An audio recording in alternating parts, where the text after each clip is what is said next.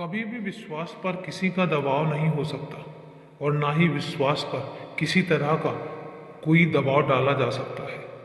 हर बच्चे का विश्वास अपना है, तुम्हारा विश्वास अपना है। मैं यही कहता हूँ अपने हर बच्चे से कि जहाँ पर पूरी श्रद्धा के साथ तुम्हारा सर झुक जाए, बस उसी को स्वीकारो और उसी को मानना शुरू कर दो। सब एक ही रूप है और सबका एक ही रूप है। किसी भी ईश्वर को तुम कम या ज़्यादा नहीं नाप सकते हो, क्योंकि ईश्वर के सिर्फ नाम अलग अलग हैं। ईश्वर का रूप सिर्फ एक है। ईश्वर सिर्फ एक है। उसको तुम नाम अलग अलग दे सकते हो, लेकिन उसको कभी भी तुम अलग अलग रूपों में विभाजित नहीं कर सकते, नहीं बांट सकते हो।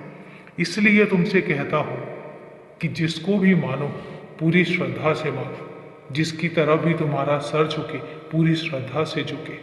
वो कृष्ण भी हो सकते हैं, वो श्री राम भी हो सकते हैं, वो शिव जी भी हो सकते हैं, वो मैं भी हो सकता हूँ, कोई भी हो सकता है, लेकिन जुदा कोई भी नहीं है। जिस तरीके से एक बच्चे के उसके परिवार वाले अलग अलग नाम रखते हैं, उसको अलग अलग नामों से पुकारते हैं, यही सब सच है। और इसी तरीके से मेरे बच्चे भी मुझे, शिव जी को, श्री राम को अलग अलग नामों से पुकारते हैं, लेकिन स्वरूप एक ही है, रूप अलग नहीं होता। इसी तरीके से कहता हूं कि जहां विश्वास हो वहां पर सर झुकाओ, उनको मानो, उनको पूजो और सच्ची श्रद्धा के साथ नाम लो। किसी भी आडंबर में पड़ने की जरूरत नहीं है। कोई तुमसे कहता है कि कहीं पर कुछ चढ़ाने से तुम्हारी मनोकामना पूरी हो जाएगी, अगर कोई कहता है कि तुम्हें आडंबर करने की जरूरत है, तो मैं तुमसे कहता हूं किसी भी आडंबर में पड़ने की जरूरत नहीं है। किसी भी तरीके के अंधविश्वास में पड़ने की जरूरत नहीं है।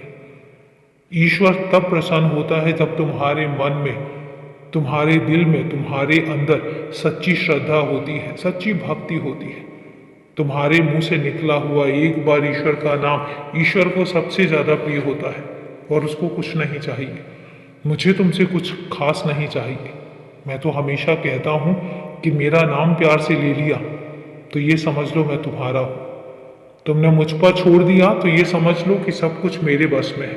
बाकी मैं सुनिश्चित करूंगा कि मैंने क्या करना है, कब करना है, कैसे करना है। और तुम निश्चिंत रहो, तुम्हें परेशान होने की जरूरत नहीं है। इसलिए व्यर्थ में खुद को परेशान मत करो, बेकारी कहीं परेशान मत रहो।